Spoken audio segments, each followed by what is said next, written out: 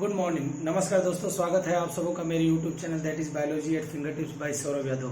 दोस्तों, मैं आज आपके सामने क्लास 11th की लेक्चर सीरीज लेके आया हूं। जो हमारा चैप्टर चल रहा था that is plant growth and development, यानी कि फाइटो हार्मोन्स वाला जो चैप्टर हमारा चल रहा था।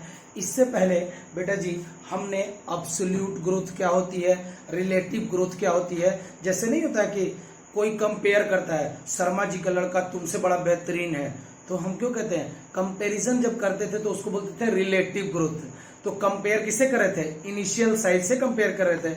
अब्सोल्यूट ग्रोथ और इनिशियल बेसिकली हमने समझा दिया था, फाइनल माइनस इनिशियल अगर कर देंगे अब्सोल्यूट ग्रोथ निकाल देंगे। फिर रिलेटिव का फॉर्मूला बताया था कि क्या करना है, absolute divided by initial size into 100 कर दीजिए तो वो आपका रिलेटिव निकल जाएगा। फिर हमने कुछ टर्म्स पढ़े, what are the conditions that are required for the growth के लिए। क्लियर है जी। अब जो तीन टर्म्स जो बड़े ही इंपॉर्टेंट टर्म्स हैं और ये पूछे जाते हैं एग्जाम में, इनके एग्जाम्पल्स भी पूछे जाते हैं।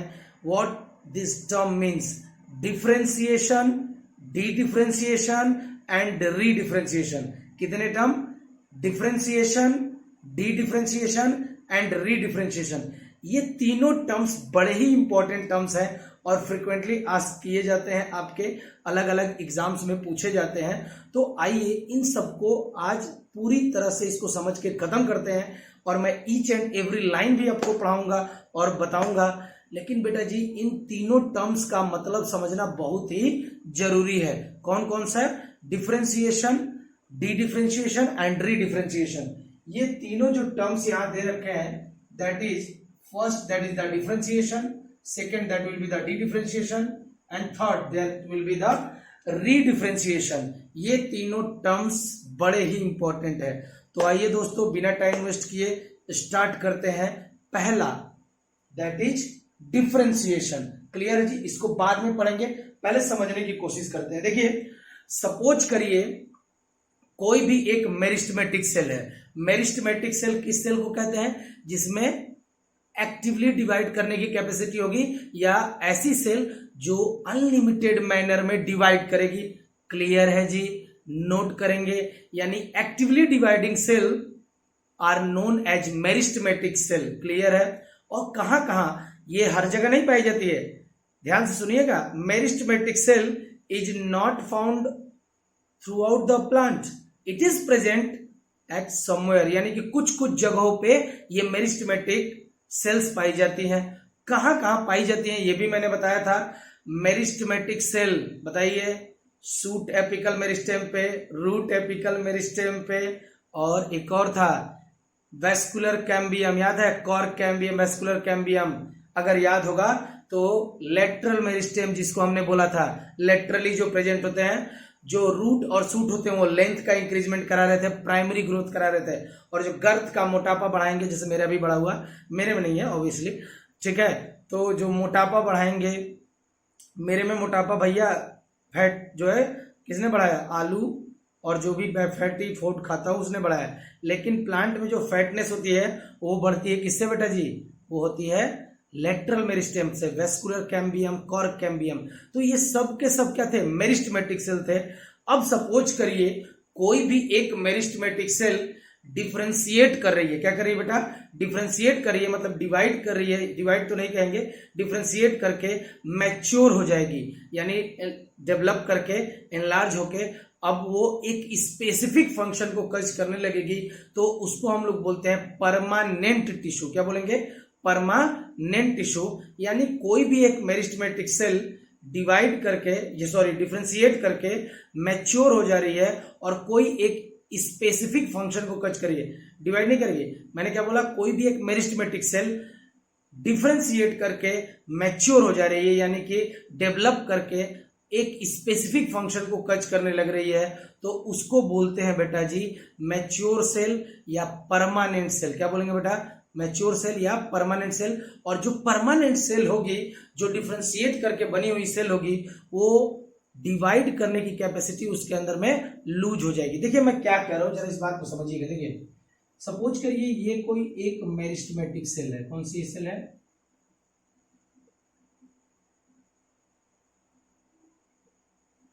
कोई भी एक मेरिस्टेमेटिक सेल है, कोई भी हो सकती है, रूट एपिकल मेरिस्टेम हो सकता है,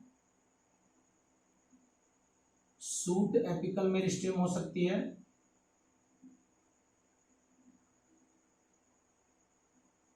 शूट एपिकल मेरिस्टेम हो सकती है, और लेटरल मेरिस्टेम हो सकती है, लेटरल मेरिस्टेम हो सकती है, जिसमें आपका क्या था, कैम्बियम, जिसको हमने पढ़ा था वस्कुलर कैम्बियम और कॉर्क कैम्बियम, अगर याद होगा तो सपोज करिए कोई भी एक मेरिस्टेमेटिक सेल है, इनमें से कोई भी हो सकती है, root apical meristem, shoot apical meristem, या फिर लेटरल मेरिस्टेम जो कैम्बियम है, कोई भी एक सेल हो, जो भी मेरिस्टेमेटिक सेल होगी वो उसमें डिवाइड करने की कैपेसिटी क्या होगी, अनलिमिटेड, यानी ये जो होगी एक्टिवली डिवाइड करेगी, इसमें डिवाइड करने की कैपेसिटी क्या है, अनलिमिटेड होगी। जब कोई भी मेरिस्टेमेटिक सेल के अंदर मान लीजिए माइटोटिक सेल डिवीजन हुआ, माइटोटिक सेल डिवीजन हुआ, इसके अंदर में हुआ क्या, मान लीजिए यहां 2 सेल बनी, ठीक है जी, माइटोटिक सेल डिवीजन से। अब हर सेल डिफ्रेंशिएट करके, यानी कि थोड़ा डेवलप करके मैच्योर हो जाए। जैसे मान लीजिए ये सेल इस सेल के अंदर में डिफ्रेंशिएशन हुआ और इसने मैच्योर होके जाइलम वेसल को बना लिया। किसको बना लिया, जाइलम बना लिया।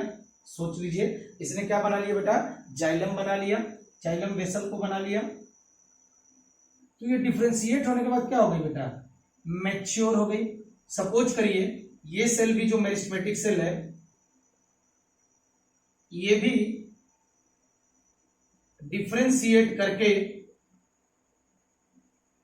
यानी इसके अंदर में भी डिफ्रेंशिएशन हो गया और इसने मैच्योर होके फ्लोएम सेल बना लिया। ये भी क्या हो गई बेटा, मैच्योर हो गई। अब ये जो जाइलम वेसल बनी है बेटा, उसका एक स्पेसिफिक फंक्शन है। ये क्या कराएगा, वाटर का कंडक्शन। क्या कराएगी बेटा, एक इसका स्पेसिफिक फंक्शन है। क्या करेगी, स्पेसिफिक फंक्शन को कच करेगी। ये भी एक स्पेसिफिक फंक्शन को कच करेगी। ये कराती है फूड का ट्रांसलोकेशन, फूड को ट्रांसफर करेगी, ठीक है, that is the food translocation. और ये जाइलम वेसल जो होती है, ये क्या कराएगी बेटा, वाटर कंडक्शन। क्या कराएगी, वाटर को लेके जाएगी from roots to each and every parts of the plant, यानी कि लीव्स तक लेके जाएगी आपकी जाइलम। हो क्या रहा है, जरा ध्यान से सुनिए। मेरिस्टेमेटिक सेल कोई भी हो, चाहे रूट एपिकल मेरिस्टेम, चाहे शूट एपिकल मेरिस्टेम, चाहे लेटरल मेरिस्टेम, कोई भी ले लीजिए। हमें मालूम है मेरिस्टेमेटिक सेल में एक्टिवली डिवाइड करने की कैपेसिटी हो, तो अनलिमिटेड मैनर में डिवाइड करती रहती है और हमेशा सेल को जोड़ती रहती है प्लांट्स में। क्लियर है जी। इनमें मान लीजिए माइटोटिक सेल डिवीजन हुआ और 2 सेल बनी। ये दोनों सेल डिफ्रेंशिएट करके मैच्योर सेल में कन्वर्ट हो गई, डिफ्रेंशिएट करके मैच्योर सेल में कन्वर्ट हो गई, यानी एक मैच्योर सेल बनाई, जैसे कि जाइलम बना लिया, फ्लोएम बना लिया। जाइलम जो होती है वो एक स्पेसिफिक फंक्शन करती है, किस चीज का, वाटर का कंडक्शन कराने में। फ्लोएम जो है फूड का कंडक्शन या ट्रांसलोकेशन कराती है। यानी हो क्या रहा बेटा, एक मेरिस्टेमेटिक सेल डिफ्रेंशिएट करके मैच्योर सेल बना रही है। मैच्योर सेल को हम लोग बोलते हैं बेटा जी, मैच्योर सेल को हम लोग बोलते हैं परमानेंट सेल। कौन सी सेल, परमानेंट सेल। ये भी जो फ्लोएम जो मैच्योर होकर बनी है, इसको भी बोलेंगे परमानेंट सेल। कौन सी सेल जी, परमानेंट सेल। यानी कोई भी मेरिस्टेमेटिक सेल डिफ्रेंशिएट करके क्या बनाएगी, क्या बनाएगी बेटा जी, एक परमानेंट सेल बनाएगी। क्या बनाएगी, परमानेंट सेल बनाएगी, जो एक स्पेसिफिक फंक्शन को कच करेगा। मेरिस्टेमेटिक सेल एक्टिवली डिवाइड करती थी, लेकिन जो परमानेंट सेल होगी, जो परमानेंट सेल होगी, जान लीजिएगा, जो भी परमानेंट सेल होगी उसके अंदर में डिवाइड करने की कैपेसिटी खत्म हो जाएगी। तो जो परमानेंट सेल होगी वहां पे क्या लिख दूं, lost their capacity to divide करने की कैपेसिटी इसमें खत्म हो जाएगी। तो जो भी परमानेंट सेल, देखिए तो हो क्या रहा है, सबसे पहले कोई भी मेरिस्टेमेटिक सेल ली, चाहे आपका सूटेपिकल मेरिस्टेम, रूट एपिकल, चाहे लेटरल मेरिस्टेम, इनका माइटोटिक सेल डिवीजन हुआ। फिर इनके अंदर में जो दो मेरिस्टेमेटिक सेल बनी, इनके अंदर में क्या हुआ, M for meristematic cell, differentiation करके एक मैच्योर सेल को बनाएंगी या परमानेंट सेल को बनाएंगी। और जो पहले जो सेल थी मेरिस्टेमेटिक सेल, जो कि एक्टिवली डिवाइड कर रही थी, अब यहां पे जो भी सेल फॉर्म होंगी वो परमानेंट सेल होंगी, मैच्योर सेल होंगी, और डिवाइड करने की कैपेसिटी वो खो देंगे। केवल एक ही प्रकार का इस पे, बेटा अब क्या करना है, बेटा जो फंक्शन उनको करना है वो कर रहे हैं, अब वो डिवाइड करके क्या करेंगे, ठीक है जी, तो वो परफॉर्म करेंगे एक स्पेसिफिक फंक्शन। जैसे कि आपका कोई भी मेरिस्टेमेटिक सेल डिफरेंशिएट करके मैच्योर करके, एक ने जाइलम बनाया, एक ने फ्लोएम बनाया, तो दोनों जाइलम और फ्लोएम क्या बेटा, ये परमानेंट टिश्यू है। क्या जी, परमानेंट टिश्यू, यानी ये अपने डिवाइड करने की कैपेसिटी क्या हो गई है, खो दी है। तो ध्यान रखिएगा, कभी भी जब डिफरेंशिएशन की बारी आएगी तो क्या होगा, कोई भी एक मेरिस्टेमेटिक सेल डिफरेंशिएट करके एक मैच्योर सेल या परमानेंट सेल को बनाती है। क्लियर है जी, पहले इसको लिख लीजिए और मैं बता देता हूं थोड़ा सा डिफरेंशिएशन करके, इसको आप जल्दी से इसको कर लीजिए। फिर मैं एक चीज और बताना चाहूंगा जो एकदम रिलेटेड है इसी से, ठीक है। तो आई थिंक ये बातें समझ में आई होंगी, ठीक है। मेरिस्टेमेटिक सेल जिसमें डिवाइड करने की कैपेसिटी बहुत ज्यादा है, माइटोटिक सेल डिवीजन हुआ, और कुछ सेल जो होती हैं डिफरेंशिएट करके मैच्योर हो जाती हैं, यानी परमानेंट सेल बना लेती हैं। इधर भी मैच्योर होकर परमानेंट सेल बना ली, इसने जाइलम बनाया, इसने फ्लोएम बनाया। तो जब कभी भी कोई भी मेरिस्टेमेटिक सेल में डिफरेंशिएशन होता है और वो मैच्योर होके एक परमानेंट सेल बनाएगी जो कि एक स्पेसिफिक फंक्शन को कज करेगा, और उसमें जो डिवाइड करने की कैपेसिटी होगी वो खत्म हो जाएगी, खत्म हो जाएगी, खत्म हो जाएगी। इसमें एक्टिवली डिवाइड करने की कैपेसिटी थी, लेकिन ये जो परमानेंट सेल बनी है इसमें डिवाइड करने की कैपेसिटी क्या हो जाएगी, खत्म हो जाएगी। तो इसको अगर एक लाइन में दिखाना हो तो आप कैसे दिखा सकते हैं, देखिए सीधी सी बात, ज्यादा ये तो समझाने के लिए बता दिया, सीधी सी बात देखिएगा जरा ध्यान से, हो क्या रहा है, कोई भी मेरिस्टेमेटिक टिश्यू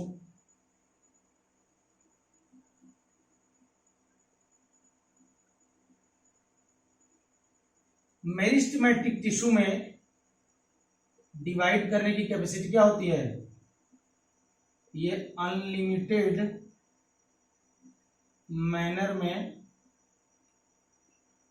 डिवाइड कर सकता है। डिवाइड करने की कैपेसिटी बहुत ज्यादा है या अनलिमिटेड मैनर में डिवाइड कर सकता है, ठीक है जी।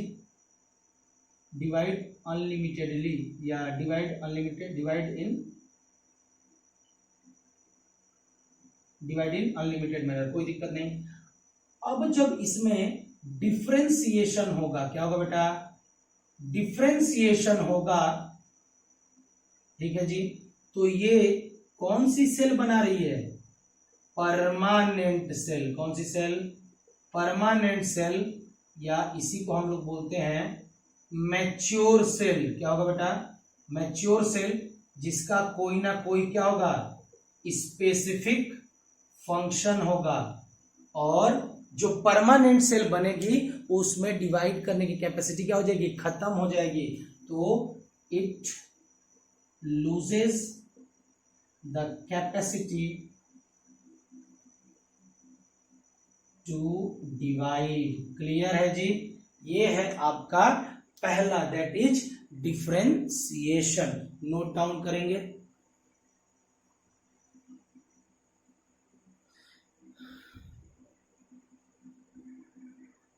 चलिए देखते हैं। अब क्या है बेटा जी, जो दूसरा पॉइंट दे रखा है डिफरेंशिएशन का, तो उसने बोला है कि कोई भी सेल जिसके अंदर में डिफरेंशिएशन होता है, यानी कि कोई भी मेरिस्टेमेटिक सेल जब डिफरेंशिएट करके कोई भी एक मैच्योर सेल बनाएगी। भाई ऊपर वाली कौन सी सेल है, मेरिस्टेमेटिक सेल, भूल मत जाना। और जब वो डिफरेंशिएट करके मैच्योर सेल बनाएगी, क्या बनाएगी बेटा जी, मैच्योर सेल बनाएगी, तो कुछ स्ट्रक्चरल चेंजेस देखने को मिल सकते हैं। अगर आपने मेरे साथ पढ़ाई की है तो आपको याद होगा मैंने मेरिस्टेमेटिक सेल का स्ट्रक्चर बनाया था और बताया था कि जो सबसे बाहर में, ऑब्वियसली ये प्लांट की सेल है तो सेल वॉल होगी, सेल मेम्ब्रेन होगी, देन साइटोप्लाज्म एंड न्यूक्लियस, और जो कॉम्बिनेशन होता है साइटोप्लाज्म और न्यूक्लियस उसको बोलते हैं प्रोटोप्लाज्म। क्या बोलते हैं बेटा, प्रोटोप्लाज्म। तो अगर याद होगा कि in the case of meristematic cell, जो कि एक्टिवली डिवाइडिंग सेल है, खाना चाहिए, प्रोटोप्लाज्म का अमाउंट बहुत ही ज्यादा रहता है, प्रोटोप्लाज्म अमाउंट बहुत ही लार्ज होता है। और जो इसकी सेल वॉल होगी, दूसरा सुनिएगा, जो मेरिस्टेमेटिक सेल की सेल वॉल होगी वो काफी थिन होगी। कैसी होगी, पतली होगी, प्राइमरी होगी, यानी प्राइमरी सेल होगी, और किसी से बनी होगी सेल वॉल, सेल्यूलोज से। किससे बनी होगी, सेल्यूलोज से। क्लियर है जी। फिर से ध्यान रखिएगा, जब मेरिस्टेमेटिक सेल का स्ट्रक्चर या कैरेक्टर्स पढ़ेंगे तो मेरिस्टेमेटिक सेल में प्रोटोप्लाज्म का कंसंट्रेशन बहुत ही ज्यादा होता है, और सेल वॉल जो होगी in the case of meristematic cell वो थिन होगी, प्राइमरी होगी और सेलुलोज से बनी होगी। क्लियर है जी। तो बेटा जब कोई मेरिस्टेमेटिक सेल डिफरेंशिएट करके एक स्पेसिफिक फंक्शन को कच कर रहा है या मैच्योर सेल में ट्रांसफॉर्म हो रहा है तो देखिए क्या होगा। फॉर एग्जांपल सपोज करो एक मेरिस्टेमेटिक सेल ट्रांसफॉर्म होके जाइलम ट्रैकिड्स बना रही है। चूंकि मैंने पहले भी बताया है जाइलम ट्रैकिड्स क्या होते हैं, डेड सेल होते हैं। क्लियर है जी। और ये भी वाटर का कंडक्शन ही कराते हैं और कुछ नहीं कराते। अंडर एक्सट्रीम टेंशन यानी ट्रांसपिरेशन पूल होता है ना, ट्रांसपिरेशन पूल थ्योरी हम पढ़ेंगे इसको, जहां पे क्या होता है जो लिप्स के ऊपर सेल होती हैं वहां से वाटर इवोपरेट हो जाता है, ठीक है, तो पीछे वाली सेल उसको वाटर ट्रांस क्या करती है, देती हैं। तो इस तरह से एक चैनल बनता है जिसको हम लोग कोहेशन थ्योरी भी बोलते हैं या कोहेशन टेंशन थ्योरी भी बोलते हैं। हम देखेंगे वो सारी चीजें। तो हो क्या रहा है बेटा, कोई भी एक मेरिस्टेमेटिक सेल जब कन्वर्ट हो रही है, मतलब एक मैच्योर सेल में, जो यहाँ एग्जांपल दे रखा है जाइलम ट्रैकिड्स का, किसका बेटा, जाइलम ट्रैकिड्स। चूंकि जाइलम ट्रैकिड्स एक डेड सेल है तो बेटा उसमें प्रोटोप्लाज्म की क्या जरूरत है, कोई जरूरत है भाई, लिविंग सेल होता तो प्रोटोप्लाज्म की जरूरत होती। तो क्या होगा, जब एक मेरिस्टेमेटिक सेल ट्रांसफॉर्म होके मैच्योर सेल बनाता है, मैच्योर सेल बनाएगा तो उसका प्रोटोप्लाज्म खत्म हो जाता है। प्रोटोप्लाज्म मॉडिफिकेशन बताया था। तो जाइलम ट्रैकिड्स बना रहा है जो कि एक डेड सेल है, तो प्रोटोप्लाज्म गोन, तो पहला देखो प्रोटोप्लाज्म वहां ज्यादा है, यहाँ प्रोटोप्लाज्म क्या हो गया, लूज हो गया। और दूसरा सबसे इंपॉर्टेंट थिंग, यहाँ पे बाहर में जो होगी सेल वॉल के अंदर में लिग्निन का डिपोजिशन हो जाएगा, लिग्निन पूरी तरह से डिपोजिट हो जाएगा। सेल वॉल यहाँ की काफी क्या हो जाएगी, थिक हो जाएगी, थिक हो जाएगी, क्या हो जाएगी, थिक हो जाएगी, यानी मोटी हो जाएगी। तो कैसी हो जाएगी, वेरी स्ट्रॉन्ग, इलास्टिक होगी और लिग्नोसेलुलोजिक सेकेंडरी सेल वॉल। चूंकि ये बाद में बना है तो इसको क्या बोलेंगे, पहले वाली थी प्राइमरी, मेरिस्टेमेटिक में ये कौन सी है, लिग्निन डिपोजिट होने के बाद में इसका साइज बढ़ गया है, that is known as lignocellulosic secondary wall. कौन सी वॉल, लिग्नोसेल्यूलोजिक सेकेंडरी वॉल। तो यही सारा चीजें दे रखा है, आपके डिफरेंशिएशन में पढ़ लेते हैं। The cells derived from root apical and shoot apical meristem बताया ही, and cambium that is the lateral meristem differentiate करेगी and mature to perform a specific function, xylem and phloem बताया। This act leading to a maturation, एक mature cell बना रही है, that is called as differentiation। क्या बोला बेटा, ये भी क्या है, मेरिस्टेमेटिक सेल, ये क्या कर रही है, मैच्योर सेल बना रही है, किस प्रोसेस से, डिफरेंशिएशन से। ये वाला पॉइंट यहां समझा रखा है। During differentiation cell undergo few to major structural changes होते हैं, उसमें स्ट्रक्चर में चेंजेस होंगे, both in their cell wall में चेंज होगा और प्रोटोप्लाज्म में। ठीक है जी, देखते हैं। For example to form a tracheary element, जिसको हम लोग जाइलम ट्रैकिड्स भी बोलते हैं, the cell would lose their protoplasm. देखिए मेरिस्टेमेटिक सेल में प्रोटोप्लाज्म क्या है, ज्यादा, जाइलम ट्रैकिड्स में प्रोटोप्लाज्म क्या हो गया, खत्म हो गया। क्लियर है। They also develop a very strong elastic lignocellulosic secondary cell wall to carry water। क्या करने के लिए बेटा, जाइलम ट्रैकिड्स और जाइलम वेसल का काम ही होता है ट्रांसपोर्ट कराना वाटर का। Water to a long distance under extreme condition. देखिए मेरिस्टेमेटिक में सेल वॉल कैसी थी, थिन थी, प्राइमरी थी, सेलुलोज से बनी थी, लेकिन बाद में लिग्निन डिपॉजिट हो गया मैच्योर सेल में, वेरी स्ट्रॉन्ग, बहुत ज्यादा स्ट्रॉन्ग है, इलास्टिक यानी फ्लेक्सिबिलिटी है उसके अंदर में, लिग्नोसेल्यूलोजिक, लिग्निन डिपॉजिट हुआ है तो पहले सेलुलोज था, लिग्निन डिपॉजिट, लिग्नोसेल्यूलोजिक बाद में बनी है सेकेंडरी सेल वॉल। क्या है जी, secondary cell wall. This is all about differentiation.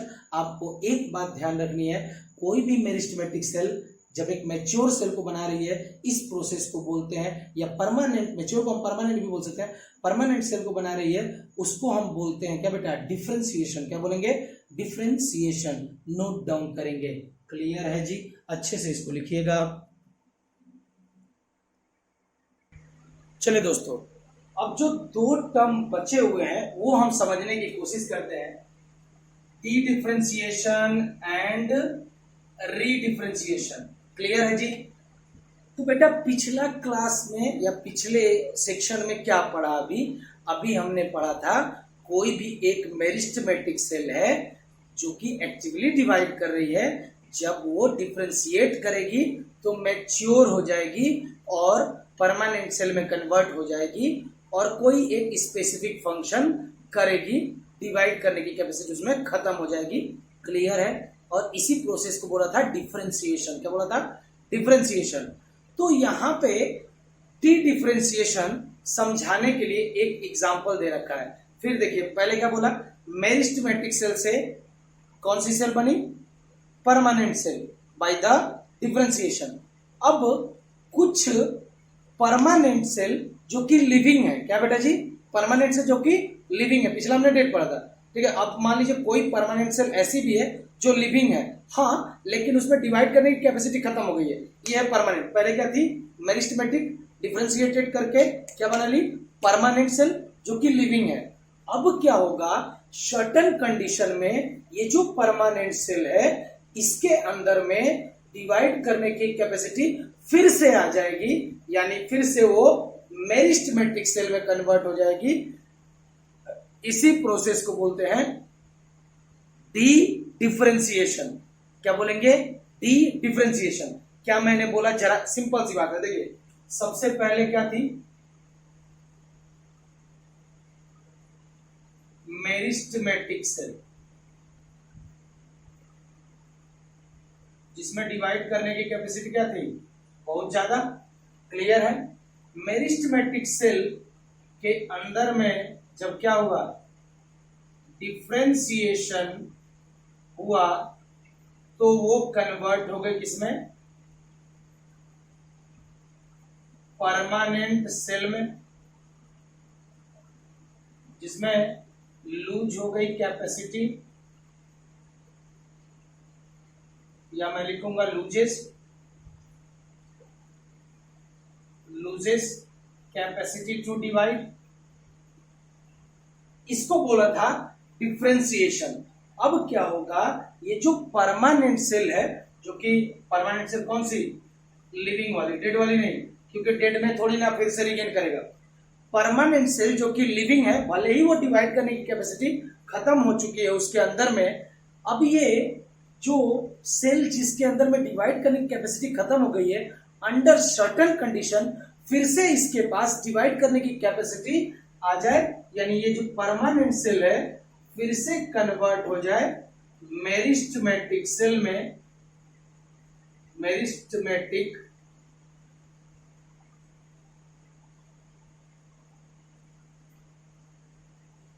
फिर से कन्वर्ट हो जाए मेरिस्टेमेटिक सेल में। इस प्रोसेस को ही बोला जाता है डी डिफरेंशिएशन। क्या बोलेंगे बेटा जी, डी डिफरेंशिएशन। स्पेलिंग जरा देख लीजिएगा, DEFFERENTATION। ध्यान से सुनिएगा फिर से, सिंपल सा, मेरिस्टेमेटिक थी, कन्वर्ट हुई परमानेंट में, प्रोसेस क्या कहलाया, डिफरेंशिएशन। फिर परमानेंट से जो कि लिविंग है फिर कन्वर्ट हो जाए मेरिस्टेमेटिक में, इसी को बोलते हैं D differentiation. So simple is that. पहले मेरिस्टेमेटिक थी, परमानेंट में हुई, क्या हुआ, डिफरेंशिएशन। परमानेंट से जो लिविंग है अंडर सर्टेन कंडीशन फिर से वो मेरिस्टेमेटिक में कन्वर्ट हो गई, यानी अब ये इसके अंदर में डिवाइड करने की कैपेसिटी क्या होगी बेटा, डिवाइड करने की कैपेसिटी बहुत ज्यादा आ गई, मेरिस्टेमेटिक सेल में कन्वर्ट हो गई, इसको बोलेंगे डी डिफरेंशिएशन। इसका एक स्पेसिफिक एग्जांपल दे रखा है जो हम यहां पढ़ेंगे। पहले ये बात समझ में आई कि नहीं आई? अगर आई तो इसको एक बार नोट डाउन कर लीजिए कि कोई भी मेरिस्टेमेटिक सेल कन्वर्ट होगी परमानेंट में डिफरेंशिएशन से, और कोई परमानेंट जो कि लिविंग सेल है अंडर सर्टेन कंडीशन वो फिर से मेरिस्टेमेटिक में कन्वर्ट हो जाएगा। इसी प्रोसेस को बोलते हैं डी डिफरेंशिएशन। क्या बोलेंगे जी? D differentiation. क्या बोलेंगे? D differentiation. अब थोड़ा सा लिखे लीजिए। अब फिर से ये मेरिस्टेमेटिक सेल फिर से कन्वर्ट हो जाए, सुनिएगा, फिर ये जो मेरिस्टेमेटिक सेल कन्वर्ट हो जाए फिर किसी परमानेंट सेल में या मैच्योर सेल में, फिर क्या होगी बेटा? डिवाइड करने की कैपेसिटी क्या हो जाएगी? Loses dividing capacity. Dividing capacity क्या होगी? ये फिर से लूज कर देगी, तो इसको बोलेंगे री डिफरेंशिएशन। क्या बोलेंगे? री डिफरेंशिएशन। ध्यान से सुनिएगा, बड़ा ही ध्यान देने वाला है। कहानी स्टार्ट होगी मेरिस्टेमेटिक से। मेरिस्टेमेटिक पहले किसमें कन्वर्ट हुई? डिफरेंशिएट होके परमानेंट में, मैच्योर सेल में। फिर परमानेंट फिर से कन्वर्ट हो गई मेरिस्टेमेटिक में, इसको बोला डी डिफरेंशिएशन। अब फिर से मेरिस्टेमेटिक कन्वर्ट हो जाए परमानेंट में, उसको बोलेंगे री डिफरेंशिएशन। इसको नोट डाउन कर लीजिएगा। मेरिस्टेमेटिक सेल ने डिफरेंशिएट करके पहले क्या बनाएगी? परमानेंट सेल, फिर मैच्योर सेल इसको बोलेंगे। परमानेंट सेल फिर किसी सर्टेन कंडीशन में जो लिविंग टिश्यू है उसके अंदर में डिवाइड करने की कैपेसिटी फिर रीगेन हो जाएगी, तो फिर मेरिस्टेमेटिक में आ गया। इस प्रोसेस को बोला डी डिफरेंशिएशन। और अगेन अब ये जो मेरिस्टेमेटिक सेल है लूज कर देगी कैपेसिटी डिवाइड करने की, यानी कि परमानेंट में कन्वर्ट हो जाएगी, इसको बोलेंगे री डिफरेंशिएशन। इसको जरा नोट डाउन करेंगे, जो स्पेसिफिकली दे रखा है हम एनसीईआरटी में उसको जरा समझने की कोशिश करते हैं। पहले ये बात समझ लीजिएगा, ये स्पेलिंग जरा सही कर लीजिएगा, परमानेंट है। क्लियर है जी? नोट डाउन करेंगे, बड़ा ही इंपॉर्टेंट केसेस है। देखिए, जो स्पेसिफिक एग्जांपल दे रखा है डी डिफरेंशिएशन को समझाने के लिए, उसको समझाने के लिए सबसे पहले मैंने ये एक डायग्राम बनाया, जरा समझिएगा। सपोज करिए कोई भी एक मेरिस्टेमेटिक सेल है, उसमें क्या हुआ? डिफरेंशिएशन। क्या हुआ बेटा जी? डिफरेंशिएशन। उसने एक मैच्योर सेल को फॉर्म किया जिसका नाम है पैरेन्काइमा। ये एक क्या है? मैच्योर सेल है, और मैच्योर सेल है तो इसका कुछ स्पेसिफिक फंक्शन होगा। क्या क्या स्पेसिफिक फंक्शन है पैरेन्काइमा का? पैरेन्काइमा मदद करती है फोटोसिंथेसिस करने में, फूड स्टोरेज में और गैसियस एक्सचेंज में। तो ये एक इसका स्पेसिफिक फंक्शन है, सो हम बोल सकते हैं पैरेन्काइमा एक मैच्योर सेल है। क्लियर है जी? अब ये जो पैरेन्काइमा है ये एक लिविंग सेल है। कौन सी बेटा? लिविंग सेल है। चूंकि स्पेसिफिक फंक्शन को कच कर रही है तो इसके अंदर में डिवाइड करने की कैपेसिटी क्या हो गई? मैच्योर हो गई है, तो खत्म हो गई है, वो मैंने लिख दिया है। पैरेन्काइमा कैसी है? लिविंग है, but lost the capacity to divide, यानी ये परमानेंट टिश्यू है। क्लियर है? अंडर सर्टेन कंडीशन, कुछ कंडीशन में ये जो पैरेन्काइमा जो कि जिसके अंदर में डिवाइड करने की कैपेसिटी, खत्म हो गई थी, अंडर सर्टेन कंडीशन ये फिर से इसके अंदर में डिवाइड करने की कैपेसिटी आ जाती है। तो ये कैसे होती है बेटा? और ये ट्रांसफॉर्म होता है। तो ये पैरेन्काइमा, जब पैरेन्काइमा के अंदर में डी डिफरेंशिएशन होगा तो ये डेवलप करके दो प्रकार के कैम्बियम बनाती है, जिसका नाम है इंटरवेसिकुलर कैम्बियम या कॉर्क कैम्बियम, जो कि कैसी होंगी? मेरिस्टेमेटिक सेल होंगी और उनमें डिवाइड करने की कैपेसिटी आ जाएगी। तो मैंने क्या बोला? पहले कोई मेरिस्टेमेटिक सेल थी, डिफरेंशिएशन हुआ, उसने क्या बनाया? पैरेन्काइमा सेल, जो लॉस कर दी अपनी कैपेसिटी डिवाइड करने के लिए। मैच्योर हो गई, स्पेसिफिक फंक्शन कर रही है, फोटोसिंथेसिस कर रही है, फूड स्टोरेज, गैस एक्सचेंज कर रही है, तो क्या हो गई है बेटा जी, ये एकदम इसने लॉस कर दी कैपेसिटी, परमानेंट हो गई है लेकिन लिविंग है। ठीक है जी। फिर ये जो पैरेन्काइमा है, पैरेन्काइमा सेल के अंदर में डी डिफरेंशिएशन होगा। क्या होगा? डी डिफरेंशिएशन होगा और फिर से ये मेरिस्टेमेटिक सेल में कन्वर्ट हो जाएगा। कौन सी मेरिस्टेमेटिक सेल को बनाएगा बेटा जी? इंटरफेसिकुलर कैम्बियम और कॉर्क कैम्बियम। कौन सी? इंटरफेसिकुलर कैम्बियम और कॉर्क कैम्बियम। जरा देखते हैं ये इंटरफेसिकुलर कैम्बियम क्या है। देखिए, जब आप पढ़ेंगे वस्कुलर बंडल्स तो कुछ इस तरह का उनका स्ट्रक्चर होता है। ये एक वस्कुलर बंडल है, ये एक वस्कुलर बंडल है, ये एक वस्कुलर बंडल है, मान लीजिए ये एक वस्कुलर बंडल है, वस्कुलर बंडल।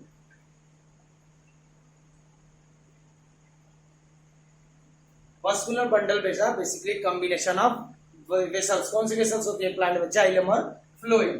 तो आगे की तरफ ये फ्लोएम है, फ्लोएम है, फ्लोएम है, फ्लोएम है, सॉरी आगे की तरफ, सॉरी आगे की तरफ बेटा जाइलम होती है, सॉरी आगे की तरफ जाइलम होगी, ये भी जाइलम, ये भी जाइलम, ये भी जाइलम। ठीक है। पीछे की तरफ फ्लोएम, फ्लोएम, फ्लोएम, फ्लोएम। इन दोनों के बीच में जो आपको ये लाइन दिख रही है, ये बेटा इंट्राफेसिकुलर कैम्बियम, यानी कैम्बियम जो जाइलम और फ्लोएम के बीच में होगी। ठीक है। या विदिन क्या बोलेंगे? Vascular bundle. क्या बोल सकते हैं उसको?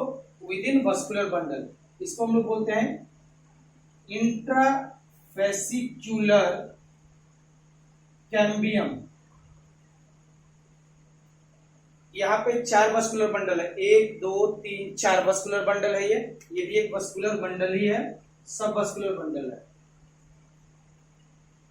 देखिएगा, तो जो कैम्बियम एक ही वस्कुलर बंडल में पाई जाएगी, वस्कुलर बंडल किससे बनेगा? जाइलम और फ्लोएम से। जाइलम और फ्लोएम के बीच में जो कैम्बियम पाई जाएगी, या बीच में कह सकता हूं, या ये बोल सकता हूं, एक ही वस्कुलर के अंदर में, एक ही वस्कुलर के अंदर में जो कैम्बियम पाई जाएगी उसको बोलते हैं इंट्राफेसिकुलर कैम्बियम। ये मैं लिख सकता हूं विद इन वस्कुलर बंडल।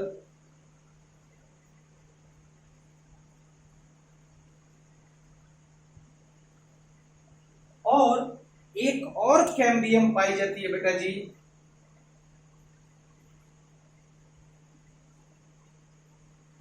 दिख रहा है रेड से जो मैंने ज्वाइन किया है, दिख रहा है, आई थिंक विजिबल है। तो ये जो कैम्बियम है जो इस वस्कुलर बंडल से इसको जोड़ रही है, इस वस्कुलर बंडल से इसको जोड़ रही है, इस वस्कुलर बंडल से इसको जोड़ रही है, इसको हम लोग बोलते हैं बेटा जी इंटरफेसिक्युलर कैम्बियम। क्लियर है जी? तो ये क्या हो गया बेटा? इसको मैं क्या लिख सकता हूं? इन बिटवीन वस्कुलर बंडल लिखूं, चलेगा। In between two different vascular bundles. Clear है जी? अब इनके जस्ट नीचे में मौजूद होती है ये जो मैं बना रहा हूं ब्लैक कलर से, इनके जस्ट नीचे में मौजूद होती है ये जो है ये इसको हम लोग बोलते हैं पैरेन्काइमा। क्या बोलेंगे बेटा? पैरेन्काइमा टिश्यू या पैरेन्काइमा सेल। क्लियर है जी? तो देखिए, जो बात यहां लिखी हुई है कैसे समझ में आएगी भैया? नीचे कौन है? पैरेन्काइमा। क्या है? पैरेन्काइमा। पैरेन्काइमा कैसी है? मैच्योर सेल है। कैसी है बेटा जी? मैच्योर सेल है। फिर अंडर सर्टेन कंडीशन इसके अंदर में क्या होगा बेटा? मॉडिफिकेशन होगा और ये फिर से चेंज हो जाएगी। इसमें बेटा क्या बना लेगी? बाहर में क्या? इंटरफेसिकुलर कैम्बियम, जो कि मेरिस्टेमेटिक होता है। नेचर में कैसा होगा? मेरिस्टेमेटिक। यही लिखा हुआ है। पैरेन्काइमा कन्वर्ट हुआ इंटरफेसिकुलर कैम्बियम। कॉर्क कैम्बियम तो मैंने बता ही रखा है, क्योंकि गर्त बनाने का काम आता है। क्लियर है जी? तो जहां पे पैरेन्काइमा कन्वर्ट होके ये पेरेंकाइमा, नीचे में क्या है पेरेंकाइमा, पेरेंकाइमा डी डिफरेंशिएट होके क्या बना लेगा, इंटरफेस्कुलर कैम्बियम या कॉर्क कैम्बियम। क्लियर है जी, अरे क्लियर है जी। तो यही चीज यहाँ इसको बना लीजिएगा आप। तो जो कैम्बियम एक वस्कुलर बंडल के अंदर में पाया जाएगा इंट्रा, दो के बीच में पाएगा इंटरफेसिकुलर कैम्बियम। ये इंटरफेसिकुलर कैम्बियम मेरिस्टेमेटिक सेल है। कैसा बेटा, मेरिस्टेमेटिक होगा, जो कि बनेगा कहां से, पेरेंकाइमा सेल से, जो कि लॉस कर दिया था जिसने अपने डिवाइड करने की कैपेसिटी। क्लियर है जी, नोट डाउन करेंगे, बड़ा ही इंपॉर्टेंट चीज था। ठीक है, अब जरा हम पढ़ लेते हैं जो यहां दे रखा है, डी डिफरेंशिएशन क्या कर रहा है, the living differentiated cell that by now lost the capacity to divide. Living है, लेकिन ध्यान रखिएगा यहाँ साफ साफ लिखा हुआ है लिविंग, तो मैंने भी बताया है ये क्या है, लिविंग है। Can again regain the capacity to divide under certain condition, this phenomenon is called as dedifferentiation. Clear है, एक एग्जांपल से समझाया है। फॉर्मेशन ऑफ मेरिस्टेम, कौन सी मेरिस्टेम, इंटरफेस्कुलर कैम्बियम और cork cambium from fully differentiated parenchyma. ठीक है, देखिए मेरिस्टेमेटिक से क्या बना, डिफरेंशिएट हो गए पेरेंकाइमा, फुल्ली डिफरेंशिएट हो गई है, डिवाइड करने की कैपेसिटी खत्म हो गई है। लेकिन फिर इस पेरेंकाइमा में किसी कंडीशन में डिफरेंशिएशन है, डी डिफरेंशिएशन हुआ है और इसने बना लिया क्या, इंटरफेस्कुलर कैम्बियम और कॉर्क कैम्बियम। ये वाली लाइन समझ में आई आपको, फिर से पढ़ता हूं, फॉर्मेशन ऑफ मेरिस्टेम कौन सा, इंटरफेस्कुलर कैम्बियम और कॉर्क कैम्बियम बना है। ये दिख रहा है, कहां से बना है, पेरेंकाइमा, जो कि लॉस्ट कर दी थी कैपेसिटी डिवाइड करने की, from fully differentiated parenchyma cell. अब क्या होगा, अब यही जो मेरिस्टेमेटिक सेल है फिर जो होगी बेटा क्या करेगी, परमानेंट सेल में कन्वर्ट हो जाएगी। ये मेरिस्टेमेटिक सेल है, फिर ये कुछ परमानेंट सेल में कन्वर्ट हो जाएगी। ठीक है, जिसके अंदर में lost the capacity to divide करने की कैपेसिटी खत्म हो जाएगी, स्पेसिफिक फंक्शन फिर से करने लगेगी। तो इसी को बोलते हैं रीडिफरेंशिएशन। क्या बोल देंगे जी, रीडिफरेंशिएशन, जो यहां लिख के दिखाया हुआ है। व्हाइल डूइंग सो सच मेरिस्टेम, यानी कि इसकी बात कर रहा है, सच मेरिस्टेम यानी मेरिस्टेमेटिक सेल की, ये इन सब की बात नहीं कर रहा है, कोई भी मेरिस्टेमेटिक सेल की बात कर रहा है, are able to divide and produce cell once again that loses the capacity to divide. फिर परमानेंट सेल बना दी, but mature to perform specific function, यानी फिर से इसने कौन सी सेल बना ली, मैच्योर सेल बना ली, specific function that it get redifferentiated. क्या है जी बेटा, रीडिफरेंशिएटेड। तो सिंपल सा ध्यान रखिएगा, मेरिस्टेमेटिक से परमानेंट बनी पहली बार, तो क्या बोलेंगे, डिफरेंशिएशन।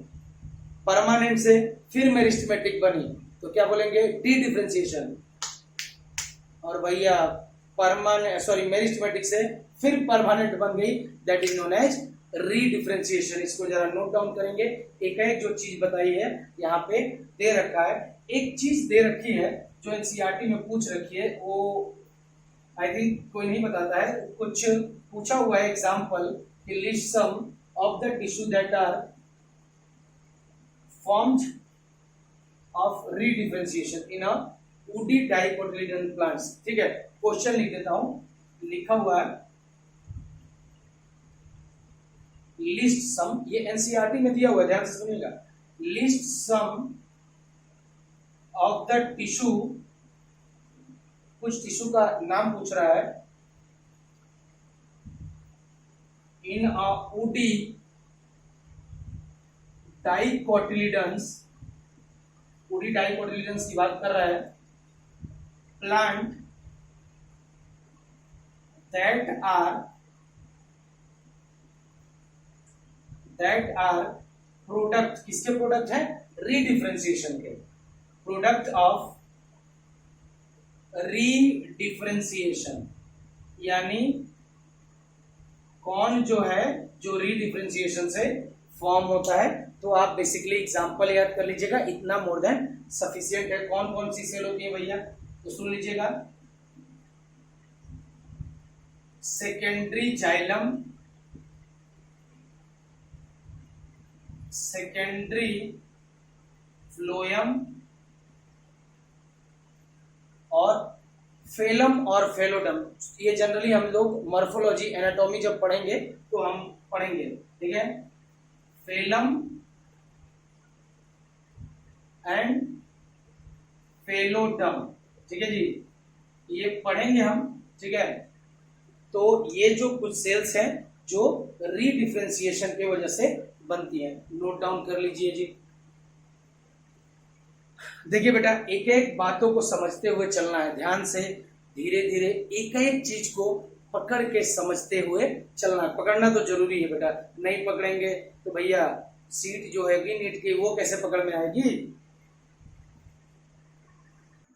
चले दोस्तों, इसके बाद कुछ लाइंस दे रखी हैं आपके एनसीईआरटी में, थोड़ी कंफ्यूजिंग है तो उसको समझाने की कोशिश करता हूं। इजी है, कोई इतना ज्यादा कंफ्यूजिंग नहीं है। देखिए, जो पहला जो कह रहा है जरा उसको पढ़ लेते हैं, फिर हम समझने की कोशिश करते हैं। Previously we have mentioned that growth in plant is open, that it can be indeterminate and determinate due to presence of meristematic cell at certain location. देखिए, मैंने बोला था, पहले भी हम पढ़ चुके हैं कि जो ग्रोथ होगा प्लांट्स में वो कैसा होगा बेटा, growth in plant is open. कैसा होगा?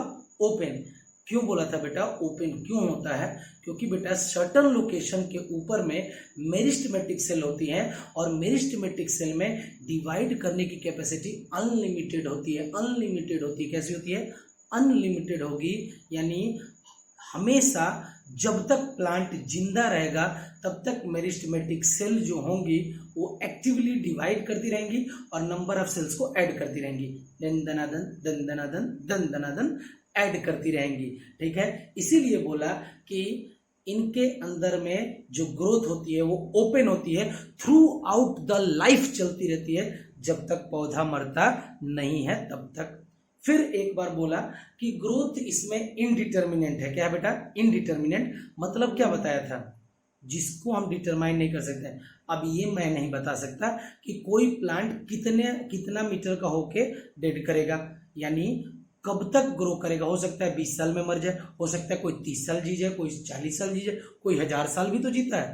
तो प्लांट की जो ग्रोथ है उसको आप डिटरमाइन नहीं कर सकते इस कंटेस्ट में कि बेटा जी, क्योंकि उसमें ग्रोथ क्या है, अनलिमिटेड मैनर में होती रहती है। क्लियर है? दूसरा बोला था कि डिटर्मिनेंट है, और मैंने इस कंफ्यूजन को क्लियर भी किया था कि डिटर्मिनेंट भी कहते हैं कभी कभार, क्योंकि बेटा हम लोग कुछ सर्टन कंडीशंस में इनमें ग्रोथ को मेजर कर सकते हैं। फॉर एग्जांपल, लीफ छोटी थी, उसका सरफेस एरिया बढ़ गया। पोलन ट्यूब छोटा था, थोड़ा बढ़ गया, लेंथ बढ़ गया, तो उसको तो ग्रोथ बोलते हैं ना जी। तो कभी कभार इनडायरेक्टली हम लोग ग्रोथ को मेजर भी कर सकते हैं, जिसको हमने बोला था डिटरमिनेंट। क्लियर है? तो हो क्या रहा है, कोई भी सेल है, जैसे मान लीजिए ये कोई मेरिस्टेमेटिक सेल है,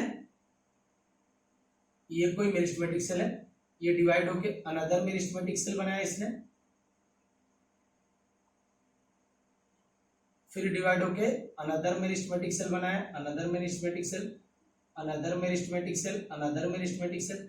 यानी बेटा कर क्या रहा है, नंबर ऑफ सेल्स का एडिशन हो रहा है, ठीक है ना, नई नई सेल्स बन रही है।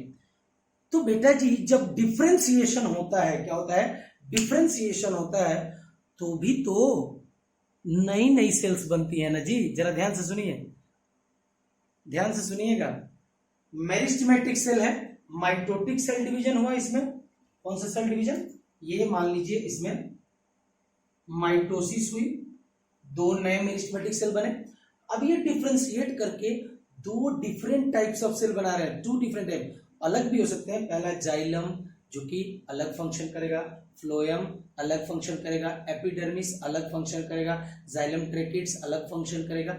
यानी बेटा जी जब कभी भी डिफरेंशिएशन होगा उसके बाद जो सेल बनेगी, जो मैच्योर सेल बनेगी, वो भी एक जैसे थोड़ी ना होगी, डिफरेंट सेल होगी ना। और यहाँ पे डिफरेंशिएशन के बाद में भी नंबर ऑफ सेल जुड़ रही है कि नहीं जुड़ रही है? 2 जुड़ी कि नहीं जुड़ी, 3 जुड़ी कि नहीं जुड़ी, तो नंबर ऑफ सेल्स जुड़ रही हैं। इसीलिए डिफरेंशिएशन के जो होगा उसको भी हम लोग ओपन टाइप ही कहते हैं। क्या कहेंगे?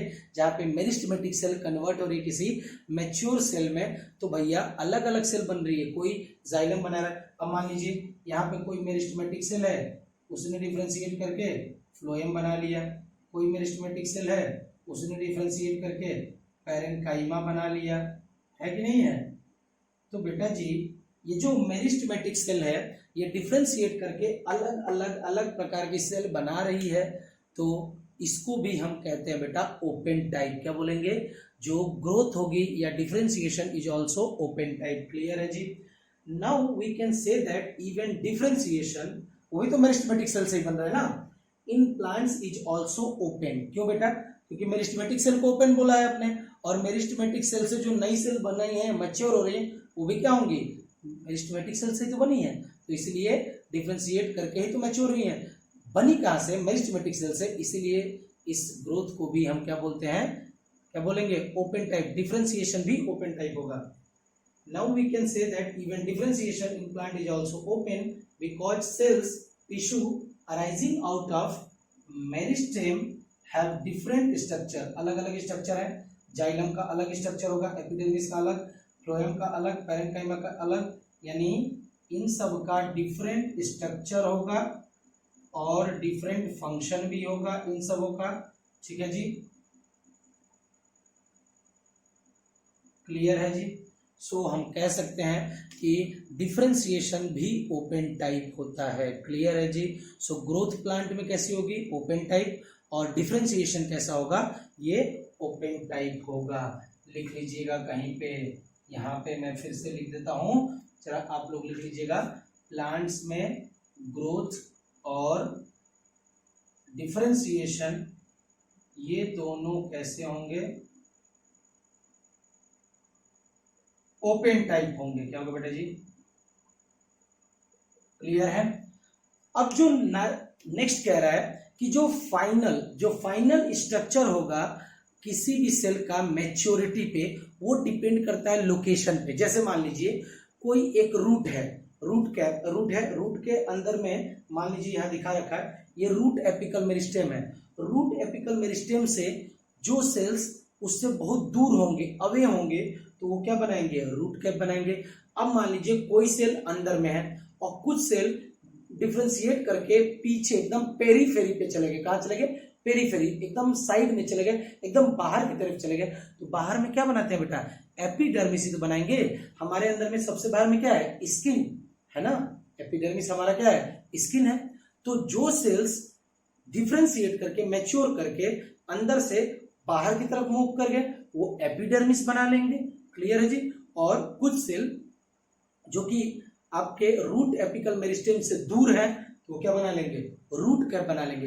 यानी फाइनल स्ट्रक्चर किस चीज पे डिपेंड कर रहा है? लोकेशन पे, कि एक्चुअली में वो कहाँ प्रेजेंट है, इस पे डिपेंड कर रहा है। The final structure at maturity of a cell और tissue is also determined by location of a cell within, जहां वो मौजूद है। एग्जाम्पल दे रखा है। For example, cell position away from the root apical meristem. देखिए ये रूट एपिकल मेरिस्टेम है, उससे दूर में है, तो ये क्या बनाएगा? सेल्स मिलकर क्या बनाएंगे? Root cap, differentiated as root cap. While those pushes to the periphery, देखिए कुछ सेल जो कि ये अंदर की सेल है, मान लीजिए इधर में कुछ सेल अंदर में है तो इंटरनल ऑर्गन्स बना रही है, लेकिन कुछ सेल पुश करके बाहर की तरफ चली जा रही है, पेरीफेरी, एक्सटर्नल या पेरीफेरी की तरफ चली जा रही है, तो वो प्लांट के एकदम लास्ट में जब सरफेस पे आ जाएंगी तो किस चीज का फॉर्मेशन करेंगी? एपिडर्मिस का फॉर्मेशन करेंगी। क्लियर है जी? ये तीनों पॉइंट्स आपको बताना था। ग्रोथ, डिफरेंशिएशन ओपन टाइप होगा और फाइनल स्ट्रक्चर डिपेंड करता है अपॉन द लोकेशन। किस चीज पे? लोकेशन पे। रूट एपिकल मेरिस्टेम से ज्यादा दूर पे सेल है तो रूट कैप बनाएगी, और जो पेरीफेरी की तरफ चले जाएंगे वो क्या बनाएंगे?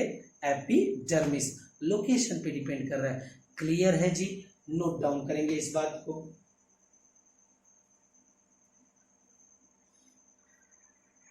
चलिए दोस्तों, अब जो नेक्स्ट टॉपिक दे रखा है दैट इज द डेवलपमेंट। ठीक है जी?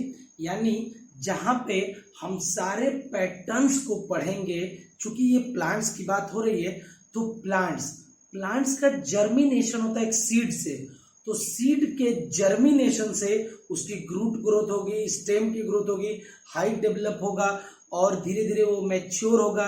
मैच्योर होने के बाद पूरा बढ़ेगा, फिर लास्ट में उसका बुढ़ापा आएगा, सेनिसेंस आ जाएगा। यानी वो जो जर्मिनेशन जो हुआ था ना, वहां से लेके डेथ आने तक, यानी कि बुढ़ापा आने तक, सेनिसेंस आने तक, जो भी उसका लाइफ साइकिल होता है, जो हम अलग अलग पैटर्न्स उसमें पढ़ते हैं, उसको हम लोग बोलते हैं बेटा जी डेवलपमेंट। क्या बोलेंगे बेटा जी? डेवलपमेंट। यानी कि जो जर्मिनेशन ऑफ सीड हुआ वहां से लेके मरने तक, प्लांट के मरने तक जो पूरी लाइफ साइकिल होगी, उसको हम लोग बोलते हैं डेवलपमेंट। क्या बोलेंगे बेटा? डेवलपमेंट। देखिए जहां पे हम लोग पढ़ते हैं प्लांट्स के कहां से, जर्मिनेशन से लेके सेनिसेंस के बीच में क्या क्या उसकी लाइफ सर्किल में हो रहा है, उन सब स्टेजेस को बोलते हैं डेवलपमेंट स्टेजेस। और जहां हम लोग ये पढ़ते हैं जिस बायोलॉजी में, उसको हम बोलते हैं डेवलपमेंट बायोलॉजी।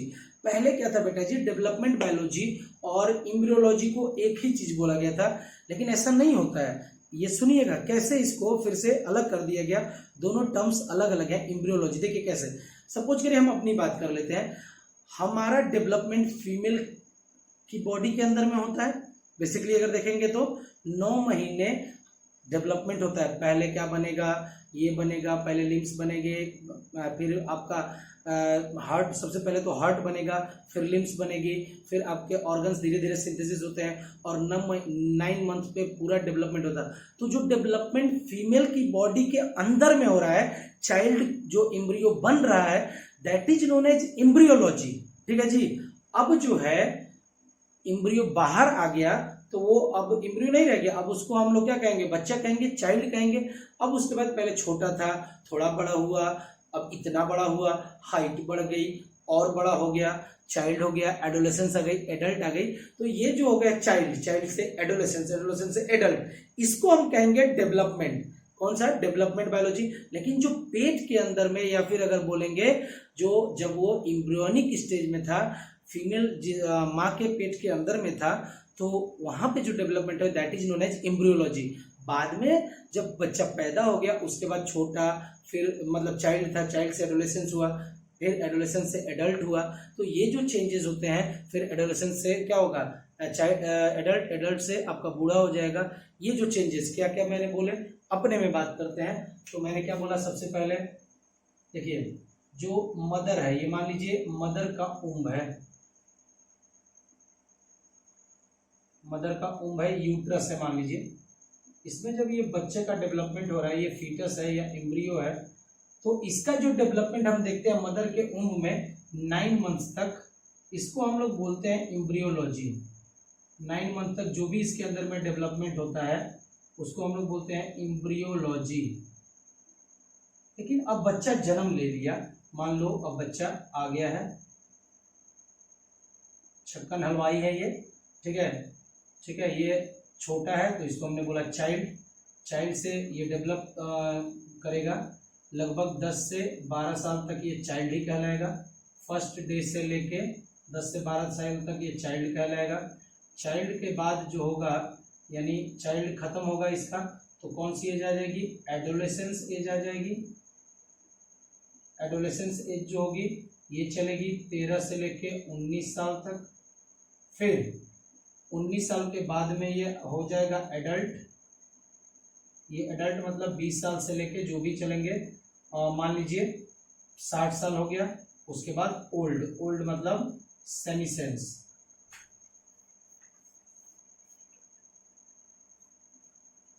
और इसकी डेथ हो जाएगी। तो ये जो है फर्स्ट डे से ये पूरा जो डेवलपमेंट है, इसको हम लोग बोलते हैं बेटा जी, इसको किसके अंदर पढ़ेंगे? डेवलपमेंट बायोलॉजी के अंदर पढ़ेंगे। किसके अंदर में? डेवलपमेंट बायोलॉजी के अंदर में पढ़ते हैं ये। लेकिन जो जब तक बच्चा फीमेल के उम्ब में है, तो वहां पे जो डेवलपमेंट होगा that is known as embryology, उसको एम्ब्रियोलॉजी पढ़ेंगे। ये जो डेवलपमेंट होगा, चाइल्ड, एडोलेसेंस, एडल्ट और लास्ट में सेनिसेंस यानी ओल्ड होके मर जाएगा, इसको हम लोग बोलते हैं डेवलपमेंट बायोलॉजी। क्लियर है जी?